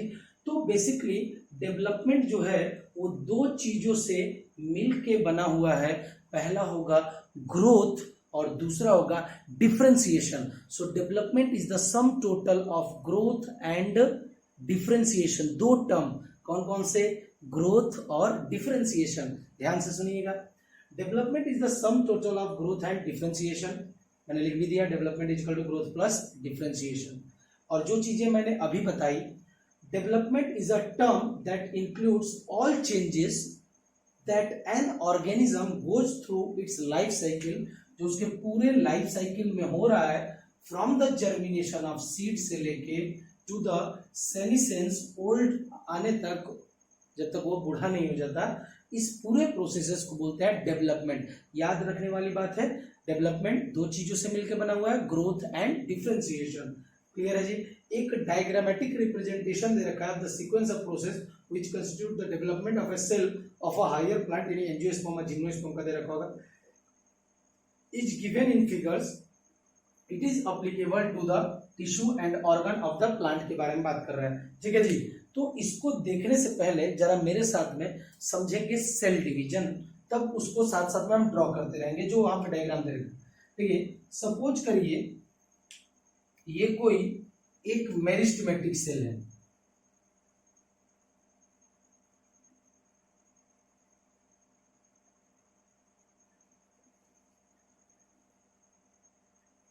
ये कोई मेरिस्टेमेटिक सेल है। तो सुनिएगा, जब आप सेल डिवीजन पढ़ेंगे तो वहां आपको पता चलेगा, सबसे पहले सेल जो होती है वो क्या करेगी, अपने साइटोप्लाज्म को इंक्रीज करेगी, यानी कि अपने साइटोप्लाज्म में इंक्रीजमेंट होगा, उसके साइटोप्लाज्म में बढ़ोतरी करेगी, यानी धीरे धीरे धीरे धीरे साइटोप्लाज्मिक कंटेंट बड़ा होगा। तो सबसे पहले साइटोप्लाज्म बढ़ता है। देखिए ये सेल जो होगी धीरे धीरे धीरे धीरे क्या होगी बेटा, इसका साइटोप्लाज्म इंक्रीज हुआ तो ये थोड़ी क्या हो गई, बड़ी हो गई। तो सबसे पहले सेल जो होगी तुरंत डिवाइड नहीं होते, सबसे पहले सेल में थोड़ा इनलार्जमेंट होता है, इसको हम लोग बोलते हैं सेल ग्रोथ। क्या बोलेंगे बेटा जी, पहले कोई भी सेल पहले ग्रो करेगी, इसी सेल ग्रोथ को हम लोग बोलते हैं, यानी कि इसका ये जो अंदर में है ये साइटोप्लाज्म होता है।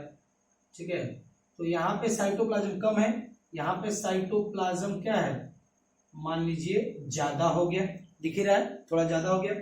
तो सेल ग्रोथ का मतलब ही होता है, सबसे पहले सेल होगी, सेल के साइटोप्लाज्म में इंक्रीजमेंट होगा तो सेल ग्रोथ कहलाता है, यानी कि साइटोप्लाज्म के कंटेंट्स में increasement, that is known as cell growth. तो सबसे पहले कोई भी सेल ग्रो करेगी, तो सेल ग्रोथ का मतलब क्या हुआ, साइटोप्लाज्म कम था, साइटोप्लाज्म ज्यादा हो गया, यानी इसको हम लोग कहते हैं प्लाज्मिक ग्रोथ, यानी साइटोप्लाज्मिक ग्रोथ। कौन सी ग्रोथ कहेंगे, साइटोप्लाज्मिक ग्रोथ, या एनसीईआरटी में केवल प्लाज्मिक ग्रोथ लिखा है, लेकिन आप लिख लीजिए that is known as the cytoplasmic growth. तो सबसे पहले किसी भी सेल का साइटोप्लाज्म इंक्रीज होता है, फिर जो होगी ये मेरिस्टेमेटिक सेल है, फिर जब ये साइटोप्लाज्म इसका इंक्रीज होगा, बाद में ये माइटोटिकली डिवाइड करेगी, यानी इसमें माइटोसिस होगा, तो it will break into 2 meristematic cell. कितनी मेरिस्टेमेटिक सेल बन गई भैया जी, मेरिस्टेमेटिक सेल कितनी बन गई, तो 2 मेरिस्टेमेटिक सेल में जुटेगा। तो समझिए ध्यान से, कोई भी मेरिस्टेमेटिक सेल है या कोई और भी सेल होगी तो ऐसा ही पैटर्न में वो डिवाइड करेगी। सबसे पहले सेल में ग्रोथ होगा, सेल का ग्रोथ होने का मतलब कि साइटोप्लाज्म का ग्रोथ होना, क्या होना, साइटोप्लाज्म। तो ये मेरिस्टेमेटिक सेल है, इसका साइटोप्लाज्म है, सबसे पहले सेल की ग्रोथ होगी, यानी उसका साइटोप्लाज्म बढ़ा तो साइटोप्लाज्म इंक्रीज हो गया, अभी भी ये मेरिस्टेमेटिक सेल है। बाद में जब ये ग्रो कर जाएगी तब ये रप्चर करके 2 में टूटेगी, that is known as a mitosis. Cell division हुआ 1 और 2, कितनी मेरिस्टेमेटिक सेल बन गई, 2 बन गई। तो बेटा इसी चीज को एनसीईआरटी में एक्सप्लेन किया है कुछ इस तरह से, पहले ध्यान से सुनिएगा, जिस तरह से दे रखा है एकदम वैसे ही बना रहा हूं। देखिए लिखा हुआ है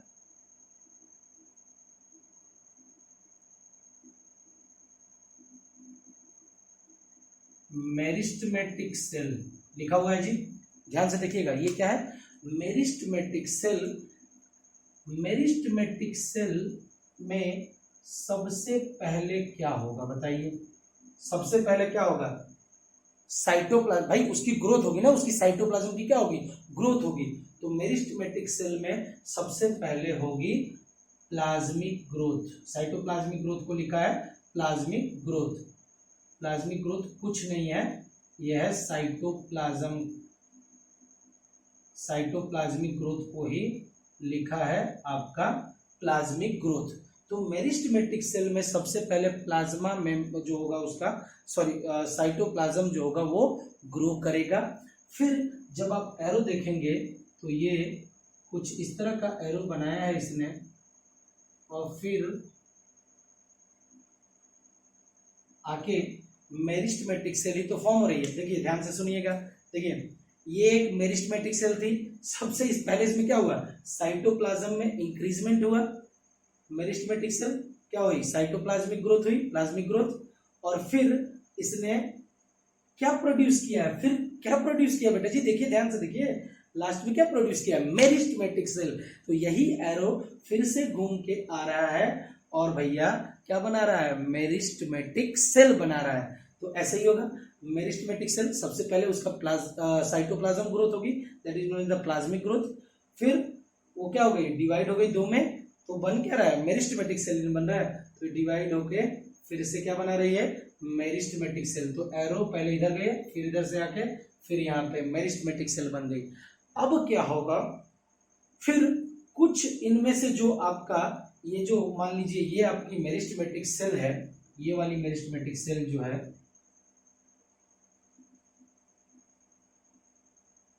इसने क्या किया, अपना प्रोटोप्लाज्म को बढ़ाया, यानी साइटोप्लाज्म को इंक्रीज किया, और बेटा जी वो जाके डिफ्रेंशिएट करके मैच्योर हो गई।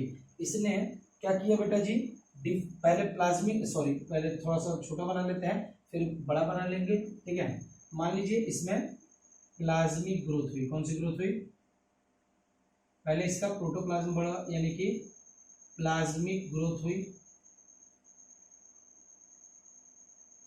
और फिर इसमें डिवीजन नहीं हुआ बेटा जी, ये डिफ्रेंशिएट कर गई, क्या हो गई, डिफ्रेंशिएट करके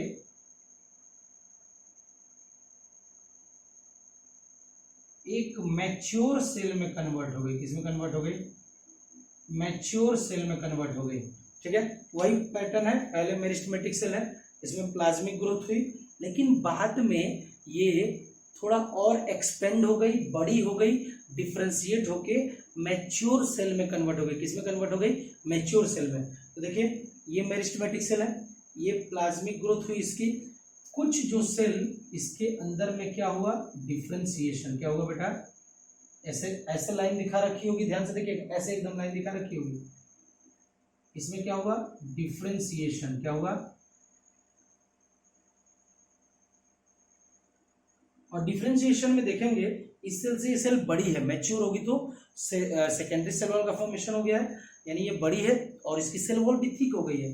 तो अब ये सेल थोड़ा एक्सपेंड कर गई है, तो यही दे रखा है एक्सपेंशन, यानी कि जब आप डिफ्रेंशिएशन देखेंगे तो डिफ्रेंशिएशन के नीचे यही प्लाज्मिक ग्रोथ के बाद क्या दे रखा है, एक्सपेंशन हुई है और मैच्योरेशन हुआ है, यानी यहाँ पे होगा क्या, एक्सपेंशन, ये सेल इससे बड़ी है, और फिर मैच्योरेशन। क्या हो गया बेटा, मैच्योरेशन हुआ है, एक्सपेंड करके मैच्योर कर गई है।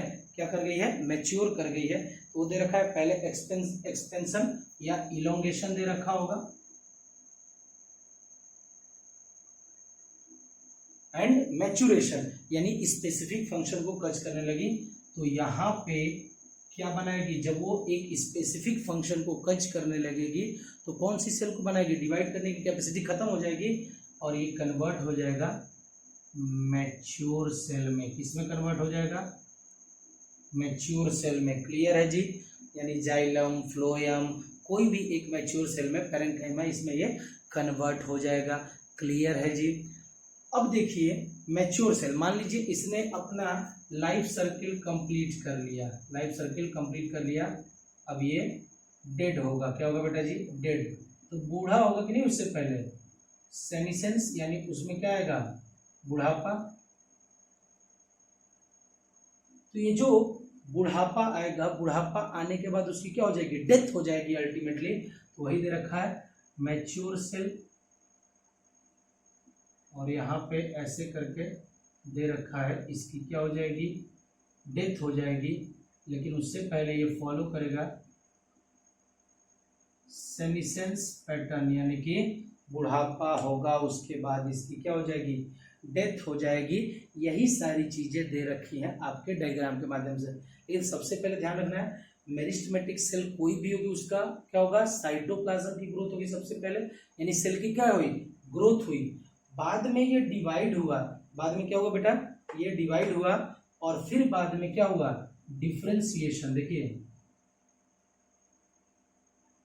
डिफरेंशिएट हुई, डिफरेंशिएशन हुआ। तो सबसे पहले क्या हुई है, सेल ग्रोथ, और बाद में क्या हुआ है, डिफरेंशिएशन।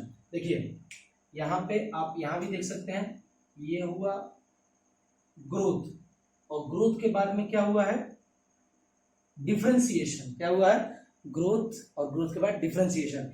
इसीलिए बोला गया था कि डेवलपमेंट ये सम टोटल है ग्रोथ का और डिफरेंशिएशन का। क्लियर है जी, अब आई बात समझ में। सो याद रखिएगा, कोई भी सेल हो सबसे पहले उसका साइटोप्लाज्म की ग्रोथ होगी, जिसको हम लोग प्लाज्मिक ग्रोथ भी कहते हैं, और उसके बाद उसमें माइटोटिक सेल डिवीजन हुआ, तो मेरिस्टेमेटिक सेल प्लाज्मिक ग्रोथ हुई। तो इसने फिर से क्या बना लिया बेटा, मेरिस्टेमेटिक सेल बनाई।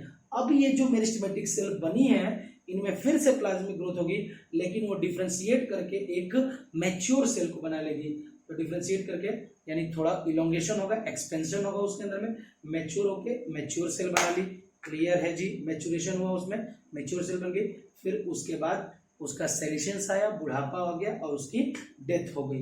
ये आपके दे रखा है कुछ sequence of the development of process in a plant cell। ये लिख भी रखा है, sequence of the development that is going in a plant cell, sequence of the developmental process in plant cell, sequence of जो development होगा, developmental process in a plant cell की बात कर रहा है। किस सेल की बात कर रहा है, in a plant cell। Clear है जी। आप यहां भी देख सकते हैं कि पूरा डेवलपमेंट दो चीजों से बना हुआ है, ग्रोथ और किससे, डिफरेंशिएशन। इसीलिए यहां लिखा था development is combination of growth and differentiation. Clear है जी, नोट डाउन करेंगे, बड़ा ही इंपॉर्टेंट पॉइंट है। चलिए जी, अब हम जो नेक्स्ट टर्म दे रखा है, that is the most important term, that is plasticity. What do you mean by plasticity? Simple सा मीनिंग है। देखिए, अगर प्लांट्स के अंदर में, देखिए प्लांट्स हम पढ़ रहे हैं, प्लांट्स के अंदर में different types of structure form हो रहे हैं इन डिफरेंट इन्वायरमेंटल कंडीशंस, यानी कि कोई भी प्लांट्स अपने इन्वायरमेंटल कंडीशन के अकॉर्डिंग में डिफरेंस ला रहा है अपने स्ट्रक्चर में। क्योंकि इन्वायरमेंटल कंडीशन जब अलग होगी तो स्ट्रक्चर अलग है और कभी अलग है, या अलग अलग फेजेस में। जरा ध्यान से सुनिएगा, यानी प्लांट बेसिकली क्या कर रहा है, एडॉप्ट करने की कोशिश कर रहा है अकॉर्डिंग टू इट्स इन्वायरमेंट। तो कोई भी प्लांट जो अपने स्ट्रक्चर में चेंजेस लाता है according to the changes that is present in its environment के हिसाब से, उसी को बोलेंगे प्लास्टिसिटी। क्या बोलेंगे बेटा, प्लास्टिसिटी। यानी सिंपल सी बात बोले, so it is the ability, ये क्या बेटा, एबिलिटी है of any particular plant to respond the environmental conditions, okay, and form the different types of structure. यानी बेसिकली यहाँ पे एडॉप्टेशन हो रहा है, प्लांट क्या कर रहा है, एडॉप्ट कर रहा है according to the environment. Clear है जी। सिंपल सा एक बार और मैं बोलता हूं, जरा लिख लीजिएगा। प्लास्टिसिटी का मतलब क्या होगा, इट इज द एबिलिटी, ध्यान से सुनिएगा, it is the ability of any plant, any particular plant, it is the ability of any particular plant to respond external environment, and form different types of structure, यानी adaptation. अलग अलग structure बना रहा है, इसी को बोलेंगे एडाप्टेशन। जैसे जैसे इन्वायरमेंट चेंज होता है, वैसे वैसे वो स्ट्रक्चर अगर चेंज करे तो उसको बोलेंगे प्लास्टिसिटी। ऐसी प्लास्टिसिटी हमारे अंदर भी होती है। सपोज करिए बेटा ठंडी आती है तो हम 2-4-10 स्वेटर ओढ़ लेते हैं कि नहीं ओढ़ लेते हैं, जैकेट पहनते हैं कि नहीं पहनते हैं, तो हम अडॉप्ट करते हैं ठंडी के हिसाब से। जब गर्मी आती है सारा कुछ नहीं निकाल के फेंकेंगे, थोड़ा बहुत रखेंगे, ऐसा नहीं है, ठीक है, ऐसा नहीं कि सब कुछ उखाड़ के फेंक दें। तो कुछ पार्ट जो होगा, काफ़ी पतले पतले कपड़े हम पहनने लगते हैं तो अडॉप्ट करते हैं गर्मी के हिसाब से। कुछ इसी तरह का एडॉप्टेशन देखने को मिलेगा आपको प्लांट्स के अंदर में भी, ठीक है। तो उसी को बोलते हैं प्लास्टिसिटी। कभी कभार क्या होता है, जब आप देखेंगे धनिया को, देखिएगा कभी कोरिएंडर को, ठीक है, तो जब आप देखेंगे जब वो काफ़ी यंगर एज में रहता है, ठीक है जी, तो उसका लीफ पैटर्न अलग होगा। जब वो थोड़ा बड़ा होगा थोड़ा और अलग होगा, और जब एकदम मैच्योर होगा ना तो उसका लीफ अलग ही दिखता है, ठीक है जी। जरा देखिएगा, कभी किसी खेत में लगेगा तो उसको जाके देखिएगा। तो बेटा जी डिफरेंट स्ट्रक्चर हुआ, अलग अलग फेजेस ऑफ लाइफ में भी तो हो रहा है भैया। जुवेनाइल होगा तो उसका अलग स्ट्रक्चर होगा, जुवेनाइल मतलब किशोरावस्था, एडोलेसेंस जिसको बोलते हैं। और जब बेटा मैच्योर हो जाएगा तो उसकी लीफ का पैटर्न अलग होगा। तो ये भी क्या होगा बेटा, इसको भी हम बोलते हैं प्लास्टिसिटी। ध्यान से सुनिएगा, plant follows different pathways in response to environment, यानी रिस्पॉन्स करने के लिए इन्वायरमेंट और फेजेस ऑफ लाइफ। मैंने बताया ना, जुवेनाइल में कोई और स्ट्रक्चर, एडल्ट में कोई और structure, phases of life to form different kind of structure. This ability is called as plasticity. ये भी लिख सकते हैं, या मैंने जो बताया, it is the ability of any particular plant to respond the external environment and form the different type of structure, that is also known as plasticity. यहाँ पे दो एग्जाम्पल दे रखे हैं जो बड़ा ही इंपॉर्टेंट है। एक दे रखा है heterophylly in case of cotton, coriander यानी धनिया, कॉटन मतलब कपास, और एक लार्कस्पर, ठीक है। तो ये तीनों के अंदर में हेट्रोफिली देखने को मिलती है।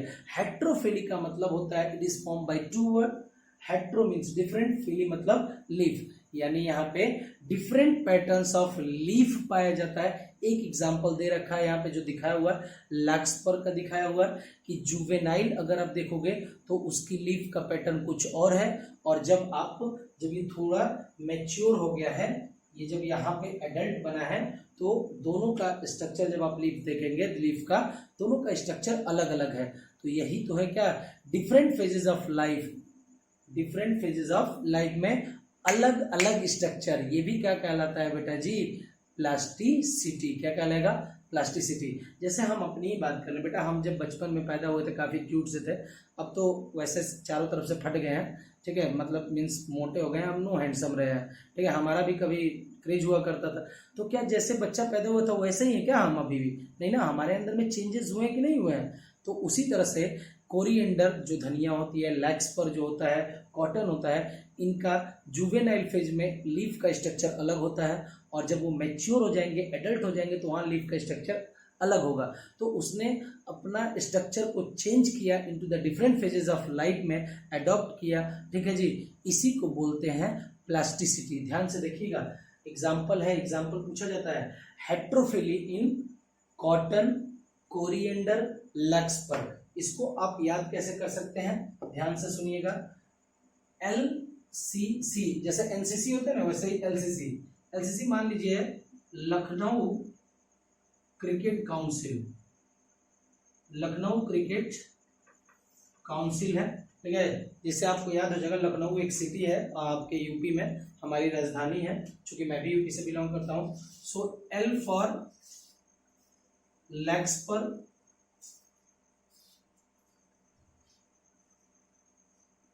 लार्कस्पर, C for cotton and C for coriander. Clear है जी? तो ये आप याद कर सकते हैं एग्जाम्पल को LCC से, जिनके अंदर में हेट्रोफिली दिखी जाती है, प्लास्टिसिटी। देखो, heterophylly in cotton, coriander and larkspur, in such plant the leaves of, ध्यान रखिएगा, the leaves of juvenile phase, यानी कि जो किशोरा अवस्था होगी, एडोलेसेंस एज में होगा, उस समय की बात करिए, जुवेनाइल प्लांट आर डिफरेंट, तो क्या कर रहा है, leaves of juvenile plant, in such plant the leaves of the juvenile plant are different in shape from those in the mature और एडल्ट प्लांट। आप आसानी से देख भी सकते हैं, जुवेनाइल एज है उसमें लार्कस्पर का लीफ का स्ट्रक्चर कुछ ऐसा है, लार्कस्पर जब एडल्ट हो गया है तो उसका स्ट्रक्चर कुछ ऐसा हो गया है। तो डिफरेंट फेजेस ऑफ लाइफ में डिफरेंट स्ट्रक्चर है, इसी को हम लोग क्या बोलते हैं बेटा, प्लास्टिसिटी। ये तो हो गया आपके किसमें, कॉटन, कोरिएंडर और लार्कस्पर में इस तरह से देखने को मिलेगा। ये स्ट्रक्चर लार्कस्पर का दिया हुआ, ध्यान रखिएगा। ऑन द अदर हैंड एक और प्लांट है, जरा ध्यान रखिएगा, बटरकप। जो बटरकप है ना बेटा वो एक्वाटिक प्लांट है, पहले तो ये ध्यान रखिएगा। बटरकप एक एक्वाटिक प्लांट है,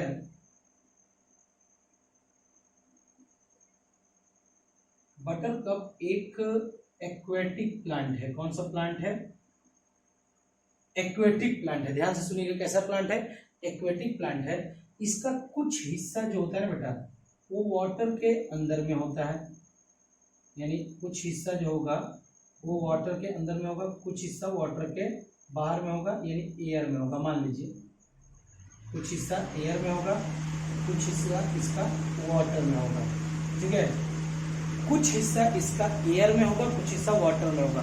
तो दोनों जगह जहाँ पे ये लीफ पाई जाएंगी, कुछ जो होगी लीफ लाइक स्ट्रक्चर है, लीफ पाई जाती है वाटर में, कुछ लीफ जो होगी वो पाई जाएगी एयर में, जो कि यहाँ दे रखा है। देखिए ये जो बटरकप है जो एयर में है, कहाँ है बेटा, एयर में, यानी ये मान लीजिए ये आपका वाटर बह रहा है, ऊपर जो है आपका एयर। तो यहाँ पे जो लीफ लाइक स्ट्रक्चर है, ये लीफ लाइक स्ट्रक्चर है, कुछ इस तरह का होगा, ठीक है, क्लियर है जी। तो इसको टेरिस्टेरियल हैबिटेट में बटरकप का लीफ का स्ट्रक्चर कुछ ऐसा देखेगा, लीफ का शेप। लेकिन मान लीजिए यहाँ पे अब वाटर बह रहा है और वाटर बह रहा है, इसके नीचे, ये वाटर के नीचे है, ये मान लीजिए वाटर की धारा है, इसके नीचे वाला स्ट्रक्चर है। तो ये वाटर के अंदर में है ना, उसका स्ट्रक्चर लीफ का कुछ ऐसा होगा, बटरकप डीप इनसाइड। मैंने बताया कुछ हिस्सा अंदर होता है वाटर के, कुछ हिस्सा बाहर होता है।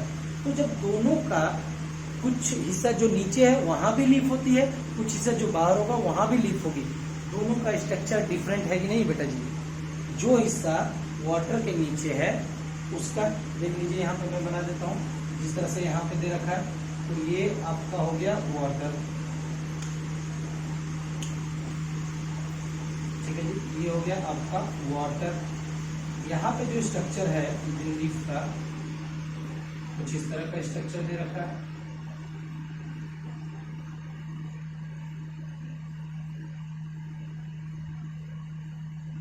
ठीक है जी। और जो हिस्सा ऊपर की तरफ है, वाटर से ऊपर की तरफ यानी एयर में है, वहां देखेंगे कुछ इस तरह का स्ट्रक्चर दिख रहा है।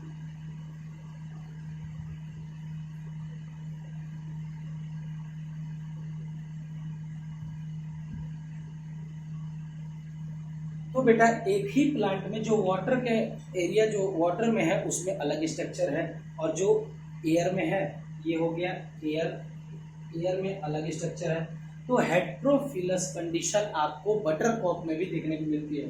On the other hand differences in shape of leaves produce in air those produce in water in buttercup also represent heterophyllous development due to the environmental condition. कुछ जो है वाटर के इन्वायरमेंट में है अलग स्ट्रक्चर, कुछ एयर में है टेरिस्टेरियल है अलग स्ट्रक्चर।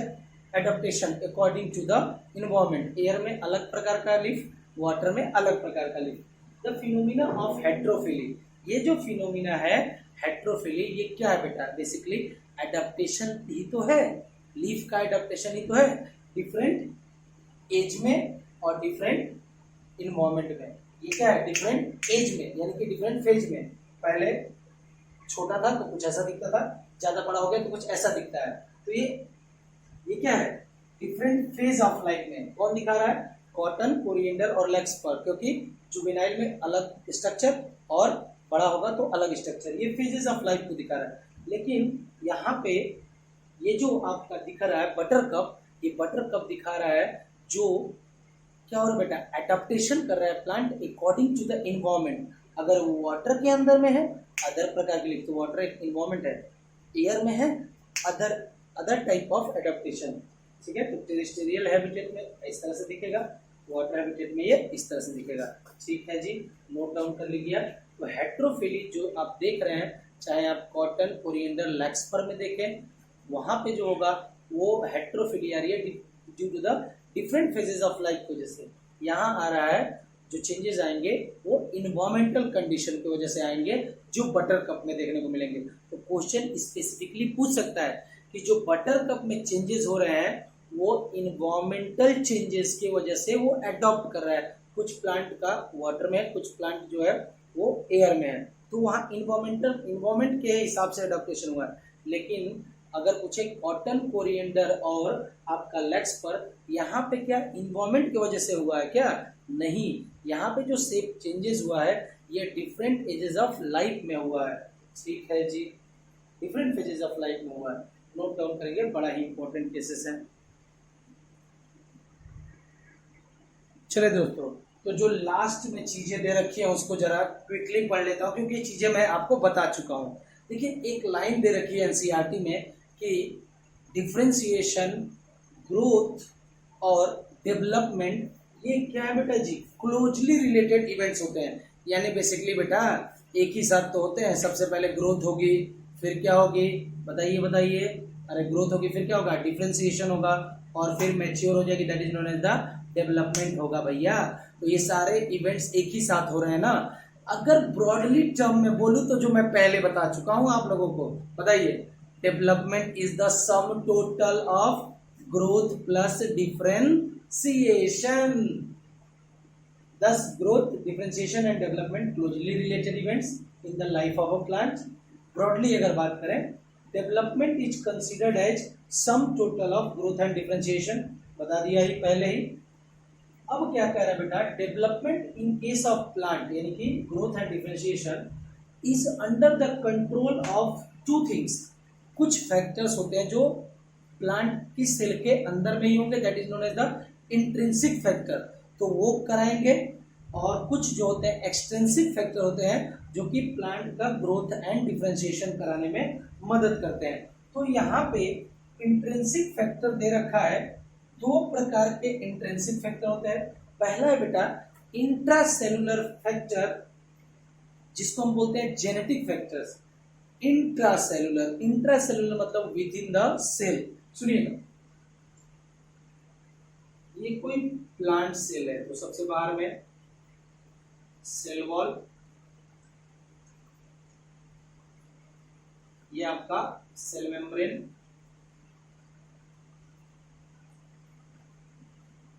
यहां पे बीच में बैठा होता है न्यूक्लियस, मान लीजिए न्यूक्लियस, और इसी न्यूक्लियस के अंदर में मौजूद होता है क्रोमोसोम। क्रोमोसोम के ऊपर रहते हैं आपका जेनेटिक मटेरियल, चाहे डीएनए या आरएनए, जो कि क्या होता है बेटा? Genetic material. कौन सा मटेरियल? Genetic material. सुनिएगा, प्लांट्स के अंदर में कुछ फैक्टर्स होते हैं जिनको हम लोग जीन्स बोलते हैं, जो बेसिकली वहीं पे इंफॉर्मेशन स्टोर्ड होता है कि कोई भी प्लांट जो आने वाला है वो टॉल होगा कि ड्वार्फ होगा। ठीक है जी, तो सारा इंफॉर्मेशन कहाँ छुपा हुआ है? डीएनए और आरएनए के पास में छुपा हुआ है। तो बेटा जी, जो फैक्टर इंट्रिंसिक फैक्टर जो सेल के अंदर में होंगे, सेल के अंदर का मतलब क्या हो गया? Intracellular factor. सेल के अंदर में जो फैक्टर होगा इंट्रासेलुलर फैक्टर, जेनेटिक की बात करें, जेनेटिक कंट्रोल की बात करें, cell wall, cell membrane, nucleus के अंदर में रहता है डीएनए और आरएनए, जिसके अंदर में वही तो है जेनेटिक मटेरियल, जिसके अंदर में इंफॉर्मेशन स्टोर होती है कि कोई भी प्लांट जो आने वाला है वो टॉल होगा कि ड्वार्फ होगा। तो ये इंफॉर्मेशन कहाँ है? सेल के अंदर में है, न्यूक्लियस में है, इसीलिए बोला इसको इंट्रासेलुलर फैक्टर।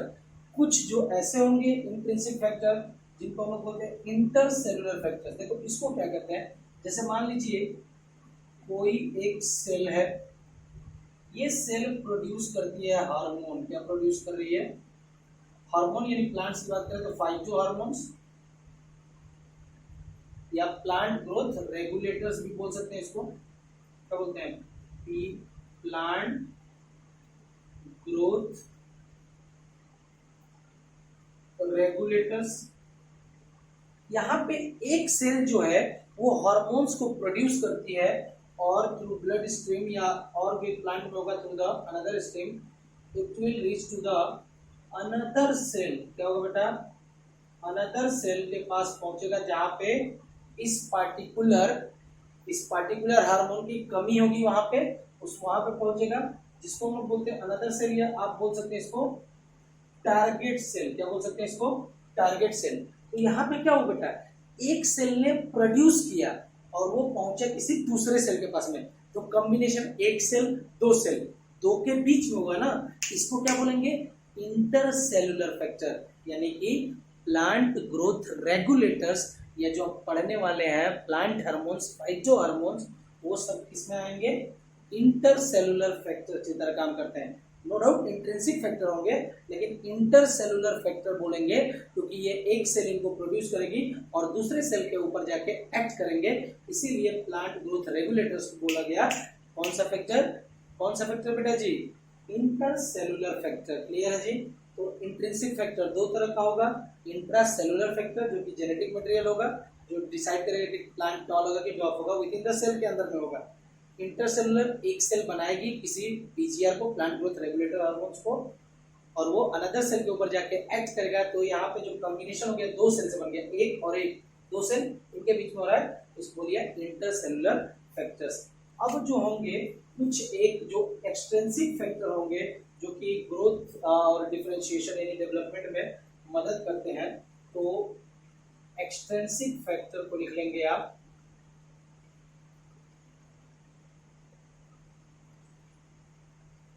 जैसे कि लाइट हो गया। एक्सट्रिंसिक फैक्टर जो अफेक्ट करता है या मदद करता है बेसिकली डेवलपमेंट में, वो होंगे। एक्सट्रिंसिक फैक्टर इंक्लूड सनलाइट की बात कर रहा है, यानी कि लाइट, टॉर्च लेके मत पहुंच जाना कि हम प्लांट का फोटोसिंथेसिस कराएंगे, टॉर्च से नहीं होगा। लाइट यानी कि सनलाइट हो गया। ऑप्टिमम लाइट होनी चाहिए, ऑप्टिमम उसको क्या मिलना चाहिए? टेम्परेचर मिलना चाहिए। ऑप्टिमम यानी कि अच्छा टेम्परेचर जो उसके रिक्वायर्ड हो गया टेम्परेचर, अगर वो आप दे रहे हो तो ग्रोथ भी क्या होगी? अच्छी होगी। क्लियर है जी? ऑप्टिमम कंसंट्रेशन में वाटर होना चाहिए, ऑप्टिमम कंसंट्रेशन में ऑक्सीजन मिलना चाहिए प्लांट को, और ऑप्टिमम कंसंट्रेशन में उसको न्यूट्रिएंट्स की सप्लाई भी मिलनी चाहिए। तो ये सारे फैक्टर्स क्या हैं जो प्लांट बाहर से लेता है? Light, temperature, water, oxygen and nutrients. These are the extrinsic factor जो प्लांट को बाहर से मिलेगा। तो ये भी ऑप्टिमम अमाउंट में प्लांट्स को चाहिए होगा for their growth and development. So बेटा जी, ये आज का लेक्चर जहाँ पे हमने हर चीज को किया है। अगले जो लेक्चर में होगा वहां पे हम प्लांट ग्रोथ रेगुलेटर्स के कुछ कैरेक्टरिस्टिक्स पढ़ेंगे और उसके बाद पांचों हार्मोन्स को करेंगे। क्लियर है जी? तो अगर आज का लेक्चर आपको अच्छा लगा हुआ हो, बेनिफिशियल लगा हुआ हो, तो काइंडली लाइक एंड सब्सक्राइब जरूर करें। अगर आप मेरा चैनल पहली बार विजिट कर रहे हैं, पहली बार देख रहे हैं, तो अपने दोस्तों के साथ शेयर करें। Thank you all.